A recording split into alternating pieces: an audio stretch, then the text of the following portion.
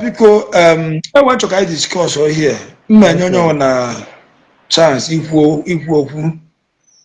Yeah, to guide discuss ya gbasara nwanne anyị nwoke Ogechi Njaka JPAC and Governor Eziokwu by guy name ya Governor Eziokwu, not a real governor, but no insult. Governor No insult. Okay. I try to insult on the program. Okay. I don't want insults. So Governor Eziokwu, his guy name. So then JPAC and the Ogechi Njaka. So I want to discuss about what is going on. A lot of people. A lot of people. They are now upon the phone and then they send them message. People have been commenting. And I have Ogechi that I have Ogechi Eziokwu. Ogechi, because he spoke na the home. Because he spoke the home. That is where people focus on. Now Ogechi say before I continue, thank God that this gave in my life. Nkiru ihe duru. Nkiru ihe duru. Nne kpachara anya gị. In my program, na my post, in a comment, he must say, but by the time I will come out for you, move to your picture, you will cry.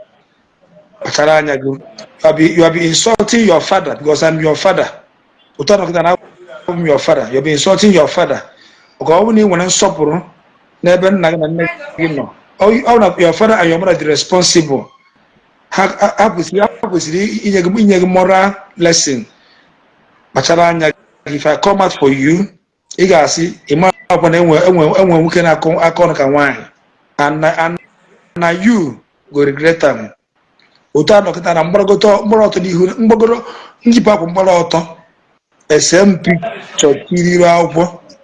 cannot stop me to go anywhere I want to go. But I go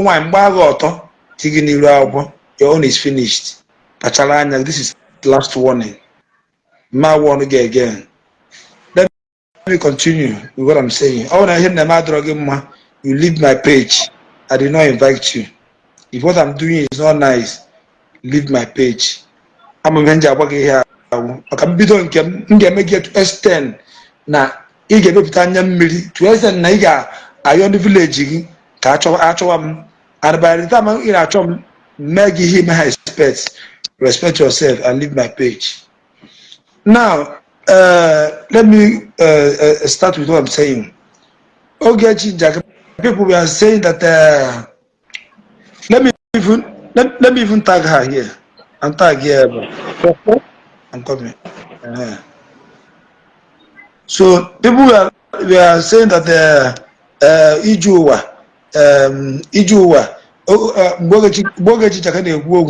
that we did not caution her. I hear caution here. Now, here can to discuss good now. Because also so nyara gaputa po na gara onwe ya paribo onya. Oh yeah. So nyara ka ndi sure gaputa fo onye na gara onwe ya. Onye si the mma cannot do it. Now, I tell you never mmadụ. I tell you ọbara na mmiri na agba na ahụ. I could remember when Trump kwuru okwu. Trump will say that everybody, both black, white, even green, any color of the that what's running in our vein is red blood. No bro green. Everybody. Makandina ndị na-akpọ oke enwere chi ndị ọcha nwee chi ndị ojii ọha. Now what I'm saying is that Ogechi Njaka o nwere ike ịnọkọta mmadụ onye n'ọrụ onwe ya ịkọmenti họ negativity na program ya ịkparị ihe anụ obodo kparịba gị biko or the possible ajụka nchọka njụọ because this silence your voice. Noise never Yeah, I've settled it. Sorry for that. Okay. I was no longer noisy. Okay. Are you hearing what I'm saying? Yeah, I'm with you. I'm Now, with you. Ogechi Njaka, now, for example, Odegika, like I never program with that, Niro Alpha, you got mother to correct mother or wearing salt, or wearing salt, where you got for delegate, you are a mugo, or you will nearly Yes. ahụ adịghị ọgụ ịwụ nke a ịwụ nke ọzọ ọhịa na-ede na were kọmentị ife atọ na ihe onye ahụ na-ekwu adịghị mma anichi kọrekt onye ahụ ị ga kọrekt onye ahụ with insult ụtọ nọgide na onwe ya na-eme na-adịrọ mma iwere insult gị kọrekt I'll be provoked ọ ga-akpasị m iwe and ọ kpasị m iwe I can say anything to reply maka ịkpasigo m iwe mmaha ebu iwe a nakpuo mma like imepụta the same thing ka iwe awụkwa gị ọtụ apụtasị gị nekwe ndị ụka nekwe ndị ndị ụka ha na-akparị mmadụ mana onye ekwuru aka ya ebu ụzọ kparịa agụ asị akpọgị mugo ọkpọzọ gị mugo isi ya nne ma ọ nna ya ọsị nekwe ndị ụka nwanụ I get my point now ọnụ ada aga bọọlụ gbara aka ọnụ ada aga bọọlụ gbara aka other people that were here I am experiment I believe in practical than theory I'm like practical go ihe ga-eme na awụ ka anyị pụtago n'iro ifu nwa agbọghọbịa na-agara onwe ya kpọọ ya akwụna ka ife ọ ga-akpọ gị inwe anwa akpọ nwaanyị akwụna iwuru nwoke kpọ nwaanyị akwụna ọ ga-akpọ gị bụ gị na onye ohi ọ ga-akpọ gị then ịkpọ nwoke onye ohi ihe nwoke a ga-akpọ gị wụ akwụna that's the truth about it so you don't tell me ọ bụrụ onye ọbụla ka ọ ga-abịa ịkparị odie ya na ịkparịrị okeke die ya dozi mmiri ịkparị okafụ na okafụ ga-edie na ịkparịrị okonkwo odie dozi mmiri ịkparị mgbaafọ na oge edie ọ bụrụ onye ọbụla na-eji nwe ihe enwe ndị na-eji nwe ihe and those people na-eji ihe ọ ga-abụ igwe okwu ha gbachighị nkịtị the more dangerous than ndị ọ ga-abụ igwe okwu ha reply ya gị ibize ọ ka mma na imekọrọ ihe wute onye ọ ga-awụ ịgwa ya okwu reply ya gị dara onye ọ ga-abụ igwe okwu agbachighị nkịtị onye agbachighị nkịtị nkịta ọgbachighị abụ ezigbote nkịtị nkịta ọgbachighị gị wụ ọ na-eche eki ma agbachi ozu eji pan wụrụ efiti gị ka ọ bụ nke a ga-eji osi wee kụ ọ ga-efiti gị ka ọ ya gote na akpati egote ka ọ ya were mma wee bịa ka ọ ya were nsi ka ọ ya sị na ndị mmadụ ọya ọ na-eche gị ọ bụrụ nkịta ka ọ gbachighị ya ọ bụrụ nkịta ka ọ gbachighị datin so what am I trying to say na achọ m ka nyegodi oil money ọ ihe na ihe a dị between Ogechi na gọvanọ eziokwu and JPAC enwere ihe ịfụ na your own view itinyegodi ya ọnụ biko dịka anyị na-aga n'ihu na-efolo oil money na-efolokwe the rental gang because thank you, God bless you. Oil money over to you.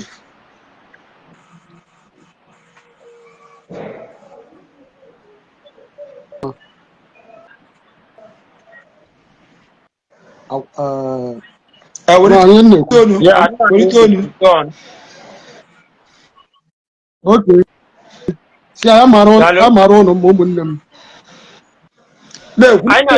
Hello. Okay, first and foremost, enwere nchọrọ ime ka ịmata na okwu nwanne anyị nwaanyị Ogechi with JPAC nke bụ eziokwu mbụ ọ bụrụ na ị nọ ihe a na-akpọ na civilized country ị ga-amata na nwaanyị nwere ugwu dịara ya nwa nwoke nwere ugwu dịara ya nwa beti ịbịa na be anyị na-akpọ nwaanyị na-enwero ihe nwaanyị bụ and nwaanyị enweghị ike ịdirect m ma ndịgodo at fault.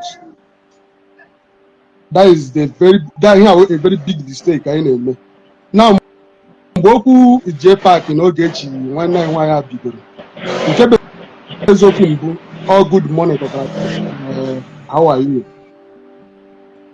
and then when something chọrọ ka ilegara anya Ogechi Okeke Njaka amaghị m ya nwa jee paaki amaghị m ya nwa kama na ma like ifu n'eziokwu all those things niile ifuru Ogechi Okeke Njaka na-ekwu maka jee paaki abụrụ ihe afọjiri afọji abụrụ ihe akram na akram.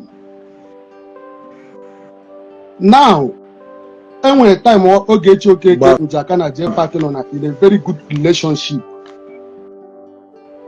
good and all ihe a butere jee paaki ji emepe ọnụ ya nwe jee paaki ama na ihe dị otu a ga-adị ọ dị open to Ogechi Okeke Njaka and Ogechi Okeke Njaka enweghị nna afụta ebe ọ nọ ọ bụ somebody ịmago as travel is a part of education. Ọ bụrụ na ị na-aga gị na-amụta and Ogechi Okeke Njaka mago n'ime onwe ya na ụtọ amị na onye a na-atọ na nwekwara ike iwe chi na o nwere ike backfire mụnwa ọkwa na o nwere ike another thing might come out so that ka m nwee ike dị gịnị ka m nwee ike dị observe that ka ndị ihe akpa mmadụ dị alert n'ebe onye a nọ mara ka m si ga-efelu onye a onye mere jee paaki and jee paaki amaghị na onye na anyị na-emekọ ihe that bụ agụ nwanyị so ka ndị this issue ka bidoro enwere one of my good friend a na-akpọ Igwe Credo he mentioned something o nwere ihe o kwuru bịa m laikere ọ sị na pride agaghị ekwe this young man bụ jee paaki ka ọ kpọọ this lady ọ kpọọ this nwaada si ya nne ihe a na-achọ ịbọlite biko ka anyị were ihe a na anwụnta ka anyị were bygone be bygone ma okwu a ka hapụ ịkọntinu kaba n'ihu ka okwu na otu ifu m na-enwe njọ like myself ọ bụrụ oge m nọ na be anyị many people na-amepụta otu afọ onye mmiri anyị na-emekọ ihe ọ sị na eji m ọgwụ jide onye a mana enwere ọgwụ nji jide onye mmiri anyị na-emekọ ihe kama ihe njọ jide ya bụ mfụ ana na-adị m at fault mbe niile down ihe a m ga-eme ka peace dị between onye ọ bụla na abụ m eme ya mfụ ana na-adị m at fault mbe niile down yọọ gị at that moment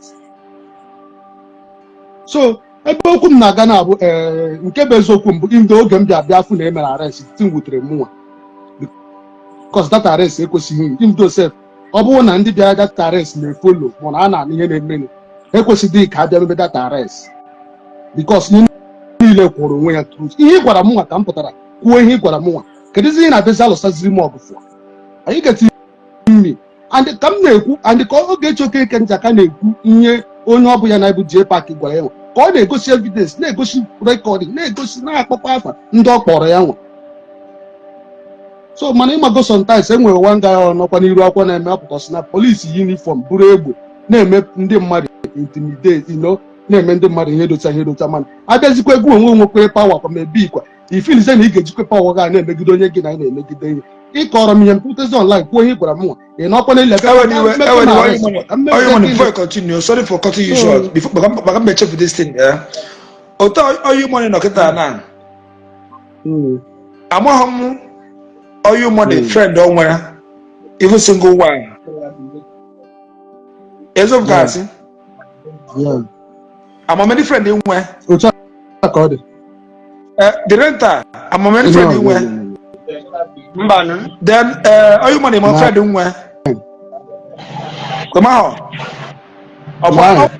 ọmụọ ga-agwa gị ọmụọ bụ iji wegasị gị onye akwa my friend mụ na eso aga nkọ mmanya and see where this renter never who my friend and ma ha onye ọwụ ọmụ ya agwa gị na this guy my friend mụ na eso nkọ mmanya mụ na eso achụkọ nwaanyị mụ na eso gaa Abuja mụ na eso gaa Indian mụ kpagbara m ya mbipi. You understand? Now, muna gị eziokwu wa yo money. You to go nkọ ọnụ. Isi m onye ara. N'otu ka si na onye a mere nke a. Menka. Ọkụba this rental. Ọ bụ eziokwu na ọ gwara m those things. Ọkụ ma na ọ mago na ihe gị na-ekwu eziokwu. Oh yeah. You do understand? Ọ mago na ihe na-ekwu eziokwu. Kama na ihe mana those people bịazie chọọ cover up to protect their own image. So continue, my brother.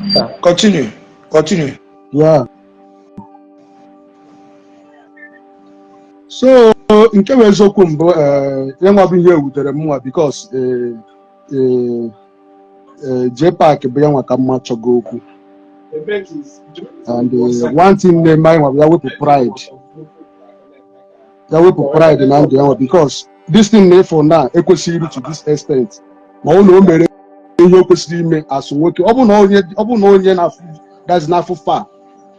This saga a na-agba ekwesịghị to this extent. Ihe abụ at the first time ka ekwesịghị ipụta ihe at least onye ọ na-enwe ike focus na another thing ọ na-eme. Mana agwago gị ihe ngwa sị problem anyị na-enwe na Bible bụ anyị na-akpọ nwaanyị na-enwero ihe nwaanyị bụ mana ebe anyị nọ na karịa nwoke mana ị gbaratazie na be anyị na-afụta nwaanyị na-enwero ihe nwaanyị bụ netwọk ngwache ka m pụọ n'iro Your network is bad. Dynamics. Ka m pụta n'iro ka m pụta n'iro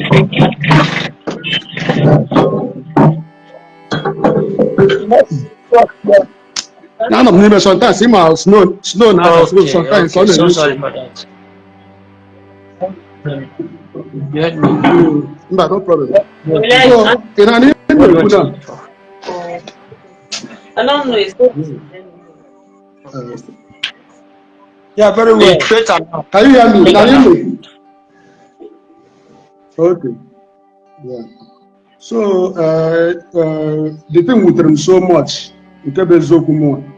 because ihe aka na-ekwu n'ọnụ mụ a na-ekwupụta Ogechi na-ekwupụta ihe onye ọ bụ ya na ya na-ahụ gwara ya nwe so ndị ọ na-emekwa ihe a bụ ka ihe mere Ogechi hapụ imekwa onye ọzọ wee bawo na gị na JPAC na Amengo ị mara ka gị na esi Amengo adị mara mgbe ọ na-ebido ụlọ bọọgụ adị achọ ọgụ mma mara ihe ọ na m ga-eme ka nwee ike wee defend myself m ga-eme so mana nke a bịaziri na onye kwesịrị ịdị at first bụzie nwa na-ekele mbizi na nwa bụ ihe dị right bezọ ihe ọ gwara mmadụ maka esemokwu ihe ọ na-egwara mma ekwukwe esilekwe ihe gwara ọnọdụ otu iji ụwa amata nke ọfụrụ ebe a so enwekwa ihe ọ na-egwa m na onwe ike chiri abịa na esemokwu mma sịkwalekwe ihe iji ụwa gwara mma mma sịkwalekwe ihe ọjụ mmụọ gwara gị then ọ bụrụ na inwe evidence gị ite nda evidence bụ so JPAC nwanne nwoke emetacha ya nwa efu ihe mmadụ na emere elu emere ala o mejọrọ Ogechi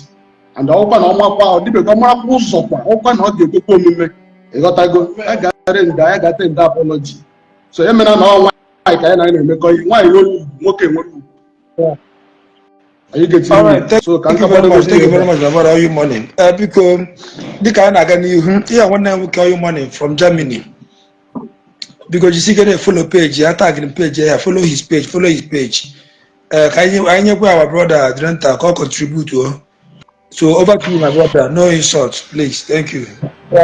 Okay, thank you everybody.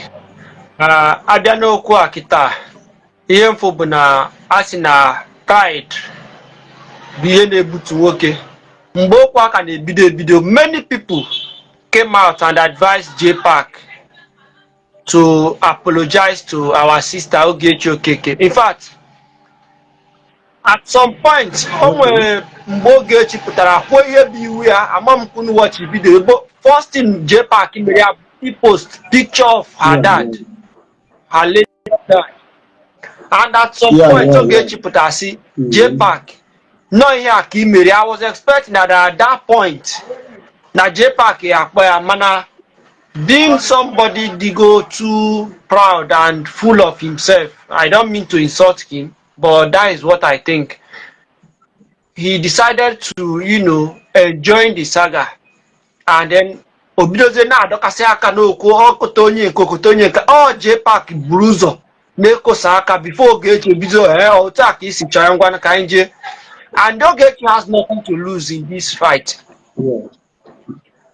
And another thing bụ na anyị wụ ndị Igbo, ọ na-abụ ndị Yoruba nụba ọgụ o nwere ebe ọ ga-eru ha kpọ onwe ha nwanne, mana anyị bụ ndị Igbo ihe anyị na-anụ ọgụ ndị Yoruba na-anụ ọgụ ka ekpezie, mana some ụmụ Igbo na-anụ ọgụ ka ha nwụọ.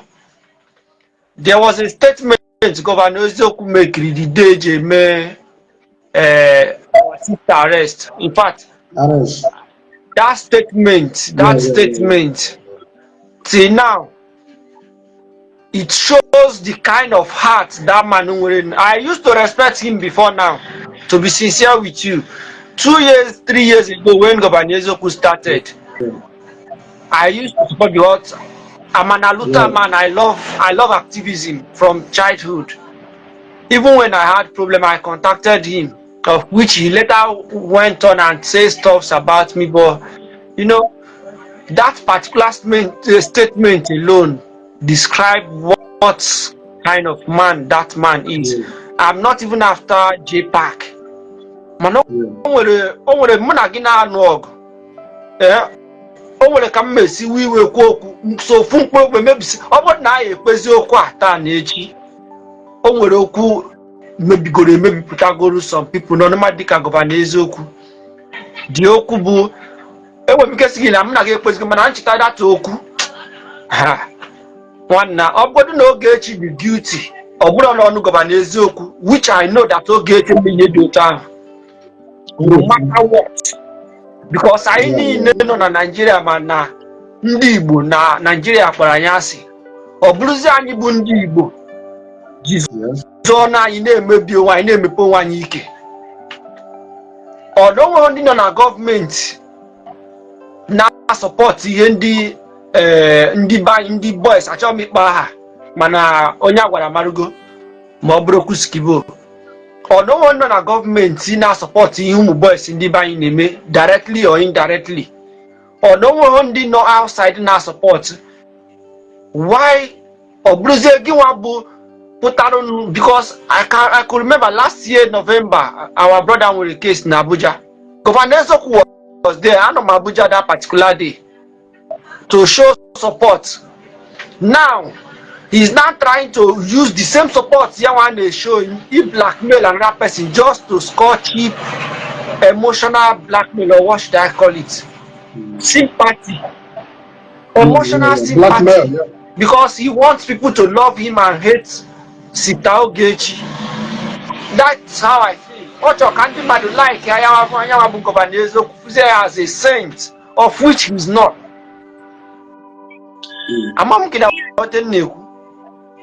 Of which he's not.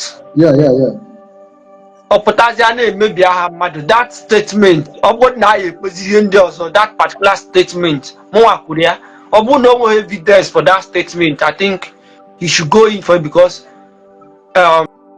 you know, tagging somebody with such organization in Nigeria, not outside Nigeria, can put that person to a perpetual problem. But thankfully, Sister Ogechi is out, and I know she will reply him when it's time for him to receive his reply from Sister Ogechi. You know who she is. Oh, why you make a okay? Or why you carry the okay? Because some okay rule Ogechi. Thank you very much. Yeah. All right. Ndị Igbo na-anụgo n'ihe ụmụnna anyị na-abụpụ. Enwere a lot of question chọrọ ịjụgasị. A lot of question chọrọ ịjụgasị. Now my question goes like this. That very day, Emery arrest JPAC and some of them in a hand with Ogechi with one boy in bed. Now, my question now is that everyone with a bed or you ever check or you may arrest, could you check Mayana Mukono? I get to my point. Arrest could be check here ma ya na nwoke ọ nọ. So then then another one wee bụrụ that ebe unu mụtara ya na nwoke, why na unu achọghị igosi anyị the video ka anyị fụkwanụ ya na nwoke nọ. The other guy yesterday for a lot of things, you go. So why don't you give us evidence? Or does it mean that immediately Nigeria achieve na Cameroon had on because Odromania that the point ka kunu go see that ya unu kwuo unu si abata Nigeria unu ga so that's the reason why unu ji call the police for the first time, because unu na call the police on China you be like unu to run unu just were ifere we no para all have there unu just were ifere we no para and not the mind that you people are prepared na camera on unu ji bayadia. So why number one bayadia una capture the guy no get in the bed. So that's my question. So this is my question. How do we get who make here? Are you money who after the picture then our brother who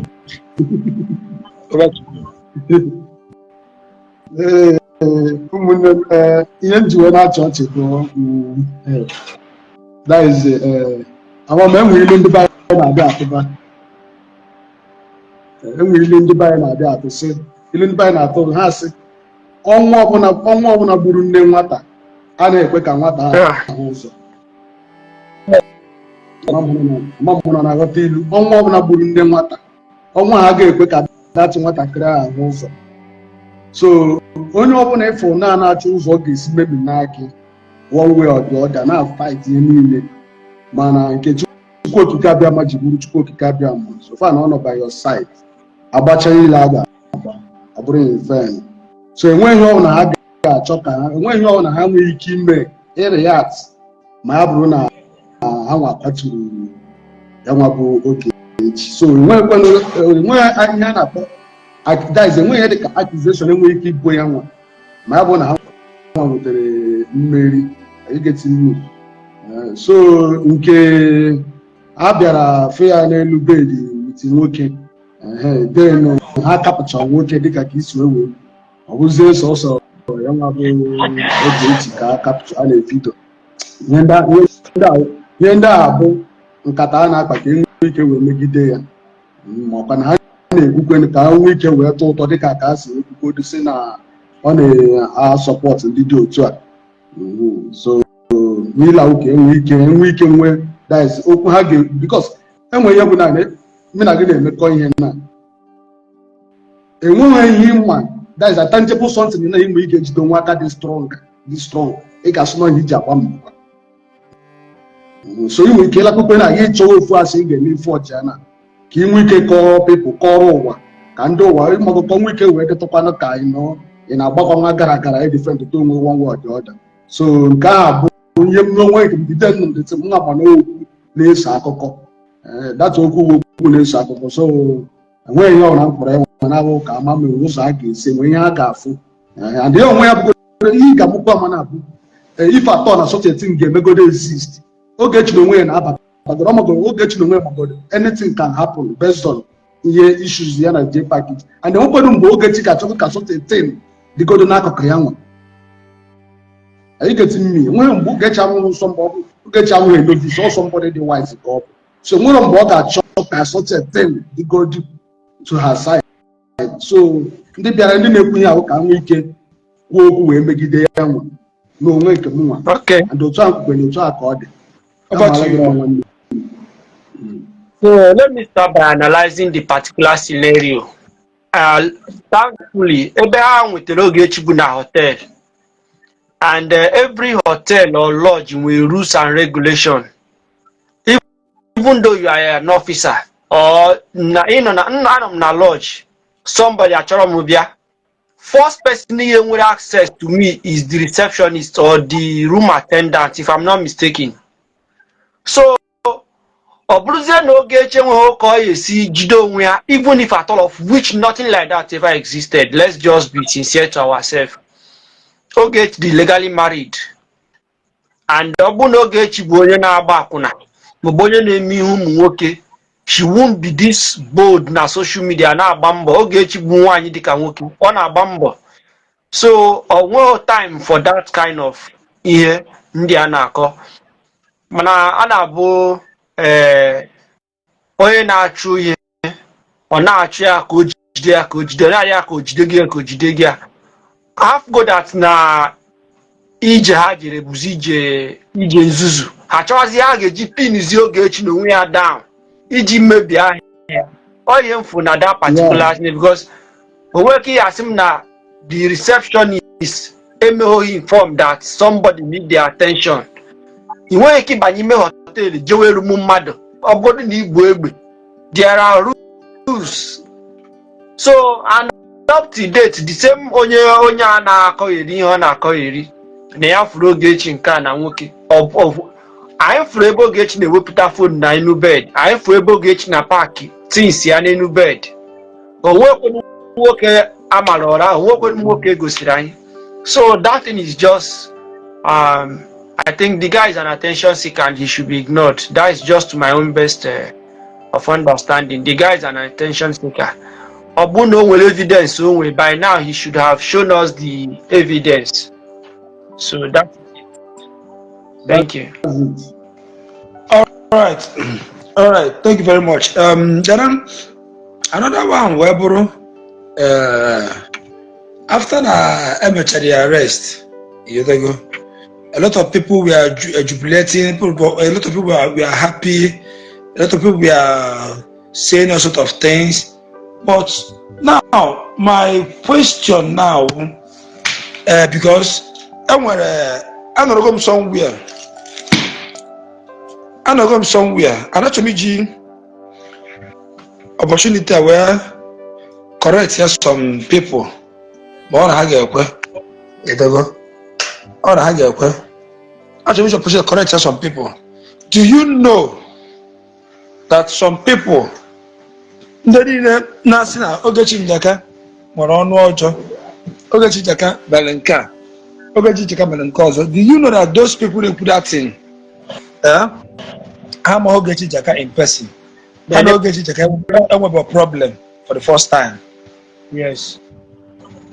Do you know that they just hate her without any, as in Ogechi Njaka did not offend them. Just because you are trying to tell these people that this woman, Naki Adocha, has seen a new woman rapper. Now, Ogechi Njaka, our queen mother. Oh, what can more? And I want to queen mother.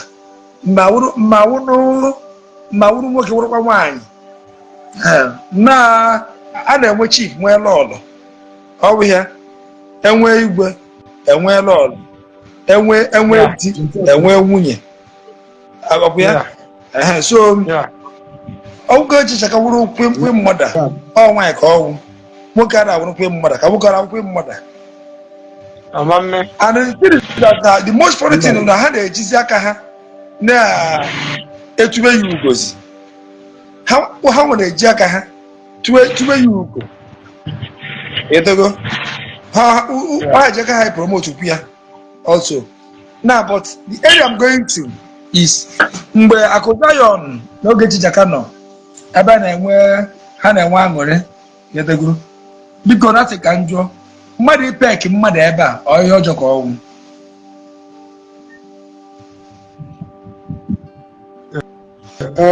You do, I went before. I think I wouldn't remember travel. Are you getting me? I wouldn't remember what this civilization country that's country where I wouldn't remember if you buy and I travel. Because I can't even go negotiate with me, daughter. One more. A man, a killer, only a killer on a signal bina. Each of the killer mother signal bina. You must stop that person. Yeah. Are you getting me? So also go your phone now we go more dig more whatever. Give partner funny like a 9 man okay in a good relationship. So ni peg mmadụ ebe a lee ebe ihe nwere ike ipeg nwunye m na alụbere m nwaanyị. Are you getting me? Ihe nye m nwaanyị na lee ebe onye nwere ike ipeg mmadụ na. But as long as na ịpụtara na onye gị na nọ in a good relationship, ị ga-ahụ onye a number one. Ha na-eme n'obodo a steady. Ime ike ipeg onye ebe a peg ya ebe a onye ajọsọ ekele ka ọ bụ enwere onye ọ bụ kama na mmadụ na ata anyị na nwere ụdị ekele ị ga-ekele mmadụ na ịnụ ha lebega anya somehow but ụdịrị ihe a ga-emezi. Okay, sorry to say this na n'obodo anyị na inwe ike iwere aka ekpe na nye mmadụ ego na onye mmadụ ihe na ya akọwa gị barịbagụ mana obodo a na eze ndị niile kpokpochi gị were aka ekpe nye mmadụ okele gị thank you so much. So na mmadụ pegiri mmadụ ebe nwere ihe omile ekene ka o wedipend ka onye asị wee dị o dipend akụkọ asị onye a were gị. Okay. Rota, what do we give you? You have anything? No, just a minute. Yeah, well, Then I'll get one on. Okay. Okay, sorry for the distraction. Yeah, well, you could not do Kubuna. Imagine device, no, you're not chugging. But you have Kaka, and Kobno Pro Kutaka, or Taka, Woke Bido Kiss Bewa, Peck one, even Nana Peck in where Nana Peck in where. It's just that I think I call those people now may attack uncivilized people. Indiana they may attack based on Zion Beck. They are just uncivilized because it might the kind of relationship in Zion. So why attack somebody's personality just because of ordinary peck? It is when the peck becomes a continuous thing, then you start suspending. But somebody just pecked his friend. I don't see anything wrong in it, please. Okay. Based on Ogechi Okeke, based on her culture and based on her Zion culture, there is nothing wrong in another man he peck here. Okay. I can't speak for others, but based on where she comes from, let me put it down. Okay. Hey, my people, I want the Bible. How do I go off, man? Many people Bible. How do I go Bible off, man? If you go to Bible, yeah, somebody you love as somebody who your relative as in be close to as in you want a good mind, yeah, you will peck the person. It's in the Bible. It's holding keys ever. Not the Bible. You better go. You peck the person here. Yeah. So we go mentality in the Bible. You better go. And secondly, Oka Wuduma na ha mere onye ọ na-afị anya. What of na mere ya ebe a na-afụ anya. And again, mara na mgbe na mmadụ dị excited, mmadụ na-enwe aṅụrị otu a, maybe onye fans ya, onye club ya meriri, bute aṅụrị ahụ oburu oji n'aka ete.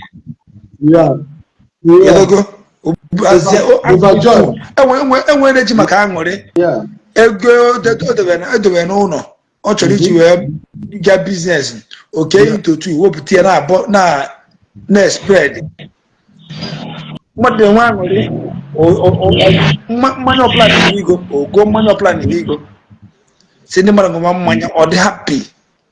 You understand? So all these things will mmadụ na-achọ onye ọ ga-egbu ma ọ imegide mmadụ chọọ ihe ọ ga-agada aka. Ọ dị fọfọ asị ndị be si na ọ chọrọ mgbara azi mmazi na asụba kọwakwa ya ọ chọrọ mgbara si na arọrọ ya anya azibezonụ onye chọrọ ịna ana as somebody ọ chọọzi ịnọ ihe ọ na imere ya imejọ gị ya izigo na nne mechinata ụzọ a azị ịgbaghị ya okwu ọjọọ nna biko ficha mmiri ewuru ebe a ịgbaghị ya okwu ọjọọ ihe ọ na-egwere egwughị ya okwu ọjọọ because ọ chọọ gị na. So this is what I'm seeing in these people. Do you understand? This is what I'm seeing in these people. So anyway, we need to discuss another thing before we round up, because I think this discussion we have already touched some areas. It's very much important. Yeah, the thing is that our people perish because of lack of wisdom and knowledge. Yeah. Because of wisdom and then everybody has a video. People are more happy has a video. Everybody has a video when we agree and disagreement. It go. And secondly, among pretty water wo akoza on way Maria akpowe buko biafa. Ahapa akoza on Maria akpowe buko biafa. Even self this look at the Ebukobi members. Ebukobi members kissing each other. Accusation on a husband to someone, the Ebukobi and the Ogechi wife to somebody. Otinya Ebukobi members kissing each other. Why don't you call accusation direct? Ogechi direct. Why are you including Ebukobi? Yeah. Do you understand? Why are you including Ebukobi on it? So here now, one day for the Christ. Carry preach the word of God. Carry preach the Christ. Here you go. So everybody has us video. So when you were people concerning, but before you say anything, let me analyze some things to people. Number the way a member of Zion does not mean no more actually call. Number the way a member of Assemblies of God Church or a member of Winners doesn't mean onya na onya na mehedimma. Here go.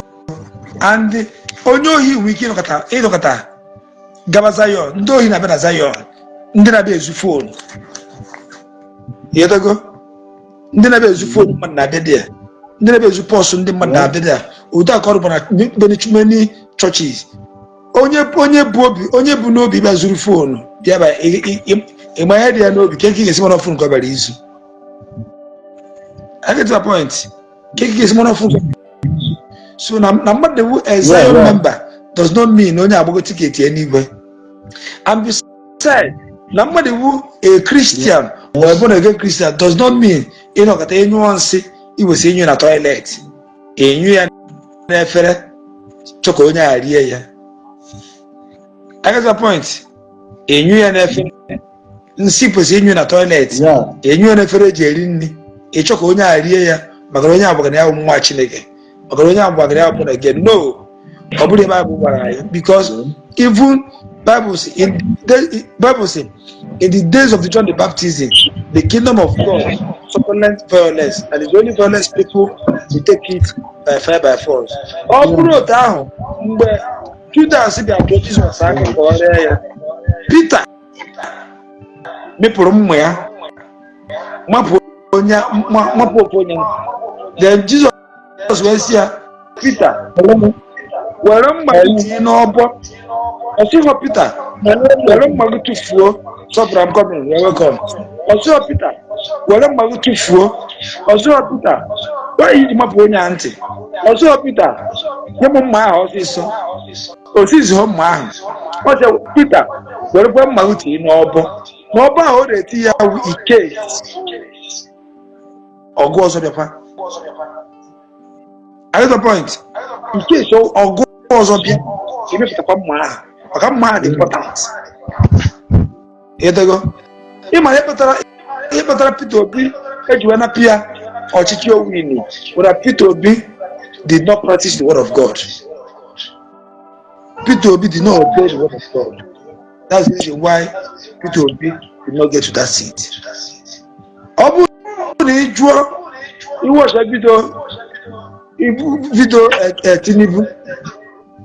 I have this election, but I have to vote. You know, or see, grab it. snatch it, and run away. You go, go and check the video. Yeah. Grab it, snatch it, and run away. If you know your Bible, Bible say, in the days of the John the Baptist, the kingdom of God suffered violence, and the only violence people take it by fire and by force. Do you understand? So I would have Peter Obi added by fire and by force. Okay, no child. Mana ọ bịara ime anwụrụ ya onye practice the word of God not taking it. So na iwu a child of God ọ dị form of reverend father pụtara mmadụ ji amụrụ ya. Reverend father si onye abụọ gụkwụ ụgwọ ihe imebiri na moto ya. Ndị mmadụ sị na reverend father abụọ nwa Chineke. So makara reverend father imebiri ya ihe ọtụtụ pụọrọ ya ogwu ihe mebiri ya ya ka o ji ọhụrụ nwa Chineke. Mana ọ na reverend father ahụ hapụ onye anaba ebi ụka ọtụtụ ngwanụ na moto ya nwere ka o si dị na ya chọrọ mmadụ 50 ga-erezi ya wetara 1000 ịtụcha 1000 ahụ epụzie esi na reverend father onye ohi. The same youth ka akpọkwu ya onye ohi. That's the reason why mbe ya zuo obi nwoke ohi. Ọgọ mbe were manye ya onye pụtasị ya mbe gịnị ka ị mere ndị ọgọ mbe si mbe jiri ya ohi asị ya mbe ị mere arụ mbe tụfie arụ mbe kwesịrị ịma ihe ebe ahụ mbe agala afọ. Ọgọ mbe wee kwụsị na ndị mmadụ sapọtụrụ ya wee kachikwa egwumagwụ mbe ruo mgbede. Oro mgbe apụtara na mgbede si ya hai mbe ka nọ ebe a. Ọgọ mbe nwere ajọ obi. Ọgọ mbe ọgba the same people si manye mbe ebe a na that the same people sikwa ọgọ mbe nwere ajọ obi. I get to my point. So this is things people don't understand. He may be a reverend father Mutia or single poor. Reverend father, Imam Muta on Hanya, Mada Sharia Dash. Imam Reverend father, Ojimuta, will tell our honor. Imam will be a credit. Now, because no Reverend father. So that is him. Give one Reverend father, go see the caution. He's not supposed to obey the traffic. How many people now obey traffic? Many people have and when you young. Maybe a motor money, maybe a motor pastor, maybe a motor bishop, or Zego Povia. Is it? No, come on, the question hand and cherry. Or what Jesus would say, yes, or a major bar, but a people are on now. People see going at the at home. It was Igbo now, he may add the home. He may be the fan. I hear about you go to the fan also. They go to the fan also. Ever bar. Here they go. So that tomorrow, he begin the kid and last, he make yours. So come on, if one guy will break he get maybe also. That's the reason why some of them wine, they have to euro, bomb get time. By the young from one boy the 18 years or full number the 14 years of area or be or show to the world. He was Marisi Wild like that because who would get pass that man not good wine never wine in there. The regular wine in there. But the way he see but you know, what happened? Let go. The girl has single Nigeria for the man of fire. You have to go. Over my house, single. Yet, you make a man or can even add home. Now, enough what this girl like to forget about my life. It is banana. You get to your area.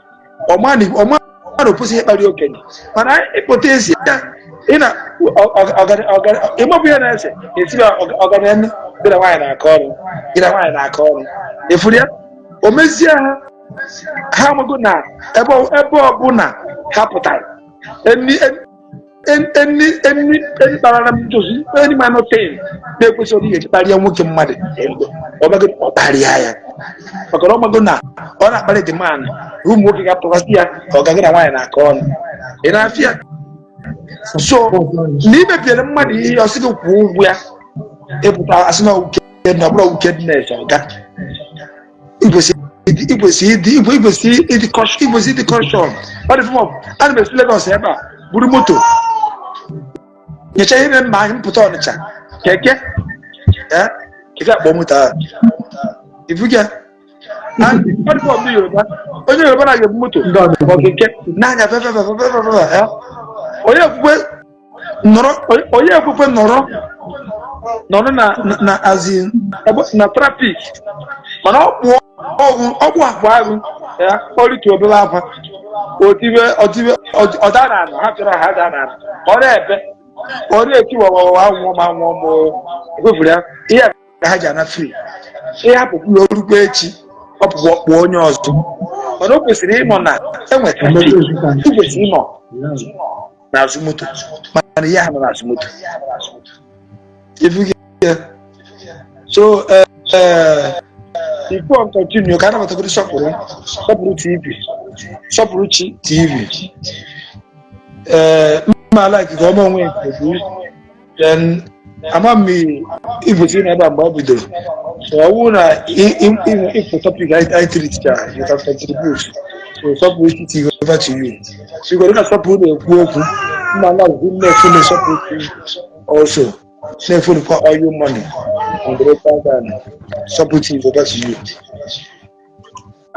ụmụnne m ekene m unu Igbo mụrụ ụzọ wee mma ọzọ ana m asị ka ọ dịrị anyị nne na mma n'ihe anyị na-eme ebe a ihe mere ndị anyị ebe a bụkwa na ịdị mma ụmụ Igbo niile maka na ala Igbo bụ ala anyị nye nwere ebe ọzọ anyị na-aga aka m bụkwa nwanne unu Sọpụrụchi TV ana m asị ka ọ gaziere unu nwanne anyị nwoke Iju Ụwa ana m ekene gị abata m online ma afụ ịnọ live masị na ọ ga-adị mma maka na ị na-akpawa ebe a ọ na-adị m mma n'obi na masị gị daalụ rinne nwanne anyị nwoke Oyi Money ya gaziere gị egere meseji gị ụbọchị a ikwuru gbasara maka ojije ejiri nwanne anyị nwaanyị eziokwu na eziokwu na ikwuru dị mma onye ọbụla na-eme ọfụma ka a na-asị ya jide ka o ji ndewo ma gị nwa bụ onye Igbo na-ege anyị ntị ebe a ana m asị gị gbaa mbọ otu ọbụla ị mara ị ga-eji gbaa mbọ ka ala Igbo dị mma biko gbawa mbọ maka na ala Igbo dị mma na ọ dịrị mụ na gị ala Igbo dị mma na ọ dịrị ụmụ mma anyị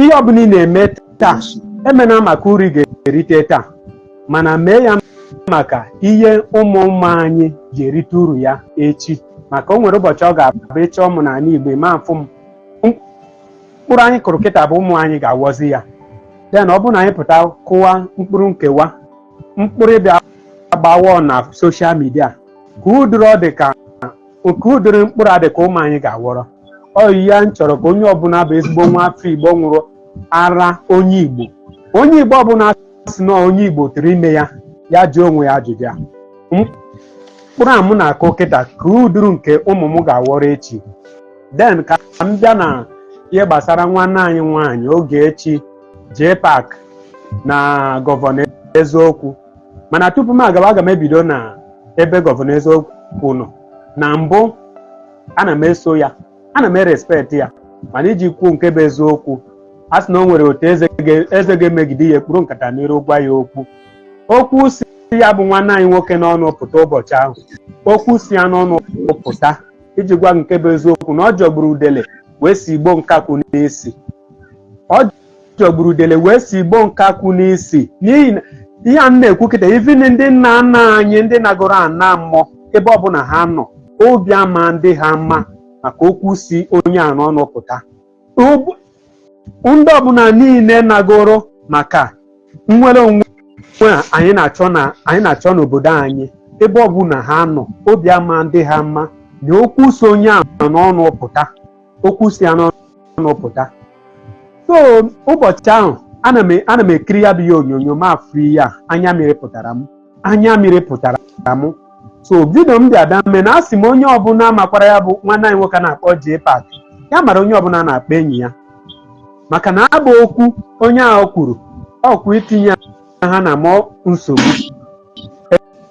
Again ka m bịa n'ebe nwanne anyị nwoke jee paakị ịnọ oge ihe a bidoro kasịla ihe a na-eme bido ya n'oge echi ihe bidoro ya maka na epostoro picture jee paakị postoro picture mpe oge echi nwụrụ anwụ wichi na ọ dịrọ mma maka gịnị ọkwa ka o nwee ike kpata ego Facebook anyị na-ekwu okwu aka ogene o wepụta ya.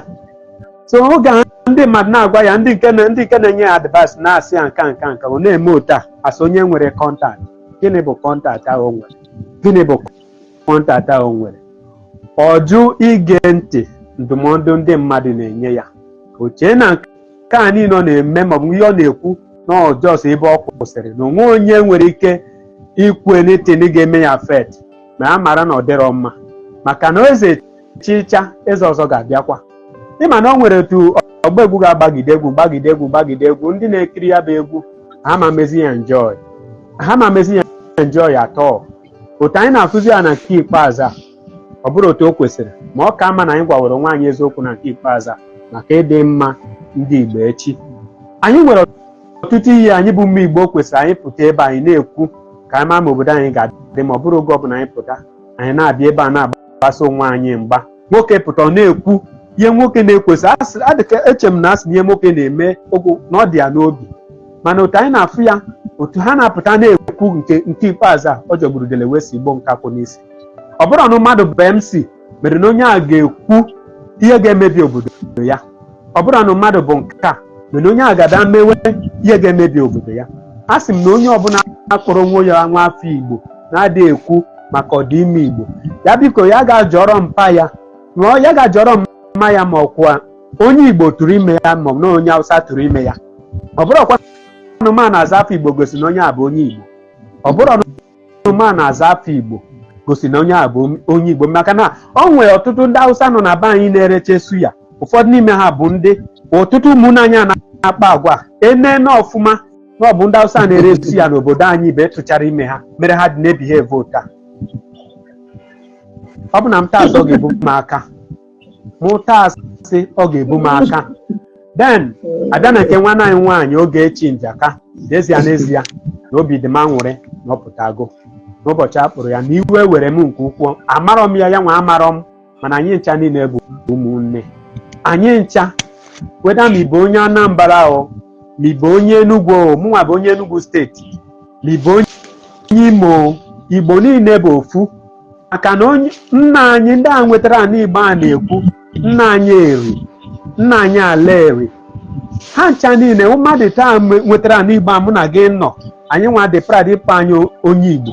Ha ihe mmadụ taa guzobere nwa dịka ofu afụ onwe ha n'anya na-emekọ ihe ofu ya nke ọ pụtaziri anyị pụtazi nke taa anyị na-agbasizi onwe anyị na-adụsozi onwe anyị ọgụ apụtasị na onye nke a bụ onye chọọchị na onye nke a bụ nka because na onye nke a na gị na-ebelivro na one thing ifu na ọ na-eme ihe na-adịrọ mị na-akwado ya maka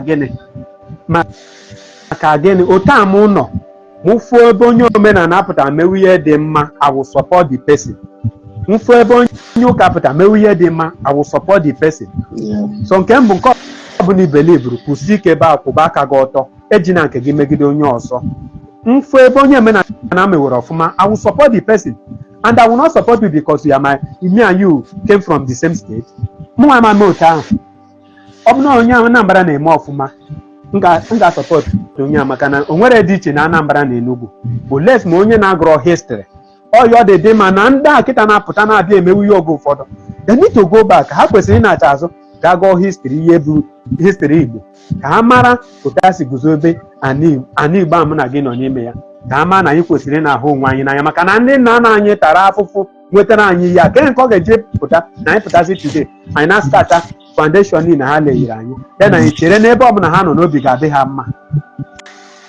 Then ana m asị nwanne anyị nwaanyị Ogechi ya jide ka o ji maka na ọsọsọ onye ọbụla a na-eme ọfụma ka a na-asị ya jide ka o ji o nwere ụbọchị o kwugidere okwu o nwere one thing m kwuru mụ bịa type ọ na comment section na onye a ọ na-ekwu okwu ọ nwaanyị mana okwu ya dị ka okwu nwoke na-ekwu. O nwere ụmụ nwoke ụfọdụ na-ama dị capable pụta kwuo okwu otu ya nwa na-ekwu okwu. Ọ bụ na anyị nwe onye dịka ya, anyị nwe ụmụ nwaanyị dịka ya like 20 n'ala Igbo anya ga-apụta stand ya no matter the ihe ọbụla ha na-pass through, ha kwụsị ike otu ha kwụsịrị, ihe dị iche ga-adị maka na ha ga-enye aka ekpochepụ ahịhịa from ya anyị kụrụ n'ubi, maka na ndị anyị na-eche na ha bụ ezigbo mkpụrụ osisi ga-amịta ihe n'ala Igbo, anyị amara na ha bụ osisi na-ama amịta ihe ọbụla ha riri nne a na-awụgharị ka ebe a na-asị gị na ikuku na-ebugharị mmadụ, echifu ha ebe eni nwanne echifu ha ebe eni, echi asị gị na yes bụ yes, nwanne echi asị gị na yes bụzi no, ma ọ bụrụ ya anyị chọrọ n'ala Igbo maka na ọ ga-ebutere anyị ọdịda. So oge m pụtara mafụ na n'ụlọ online mafụ nwanne anyị nwoke a Oyi Money fụ onye nke ọzọ ama m afọ ya mana m na-ege program ya. I was very very glad. I was very very very very glad maka na at least na-anụgo m okwu unu kwuru, mafụ na okwu unu bụ okwu ndị nwere sense, okwu ndị nwụrụ ara onye Igbo, okwu onye Igbo tụrụ ime ya, ọ bụrụ okwu onye Aboki tụrụ ime ya. Onye mere m dị bata tupu m abịa sowe ije ụwa, o nwere ya mfụrụ na ọ na-ekwu tupu m abịa sowe ya. Ama m ọtụtụ ndị nọ online ebe a, ejiro m kọntaktị, ejiro m nọmba ha, mụnwa adị m asị ada sendere ha request ka m ba join a life because I have many things to do. So onye mere m dị bịa ebe a, ma obi dị m aṅụrị, I'm very very glad. Na-asị onye ọbụla ma gị nwa Oyi Money ma iji ụwa my brother, unu biko unu jisi ike ka Chinedu na-ekwu, ka anyị ga na-emepe ụmụnne anyị anya, ka anyị ga na-abawanye kwa ụbọchị. Ọ bụgodu na ha gere anyị ntị taa, echi ha ga-ege anyị ntị. Ọ bụ na ha gere anyị ntị taa, echi ha ga-ege anyị ntị. O nwere nwanne anyị nwoke ama m oge o bidoro nke ya, o bidoro ya very very small, mana o nwere oge o ruru millions of people na-egezi ya ntị, ya na-echezi bụ ụbọchị ọ ga-abata online. O bidoro gbawa mbọ ya otu a mụ na gị na-agba mbọ na rọba tebụl ọpụtọ mountọ Okenechike Okuke Abịama, maọbụ ofe onye gere ya ntị maọbụ mmadụ bụwa, ọ na-eme ya otu a tupu ndị mmadụ aghọtawa na ihe onye a kwụbara aka ya ọtọ na eziokwu ka ọ kwụ na ụwa oge ọ nọgide millions of people na-ege ya ntị. Mana kịta ọ dị ekwu okwu kịta, mana okwu o kwuru ka na-eme ire n'obodo anyị a mụ na gị nọ n'ime ya. Achọrọ m ịkpọ mmadụ afa, mana onye o mere amara na unu kwesịrị ime ebe m na-aga, ma m na-asịkwa ebe ọbụla ọ nọ ka Olisa bi n'igwe chebe ya. That is my prayer. So m na-asị biko unu ka anyị jisi ike so that ka Chinedu na-efo anyị na-enwetakwa ụmụnne ndị ga-apụta kwuse n'eziokwu, ma ga-egbu ha egbu ma ga-arapụ ha ndụ. Mana as far as ha kwụsịrị ike n'eziokwu, Olisa bi n'igwe ama gbakute ha azụ.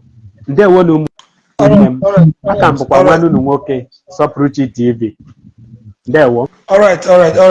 Thank you very much, my brother. Because I got stop because I like only on a phone Sọpụrụchi TV because and Oyi Money. Only from Nanya, I met them. It is soldiers of Christ. We rise by lifting others, follow them up. They are very good people.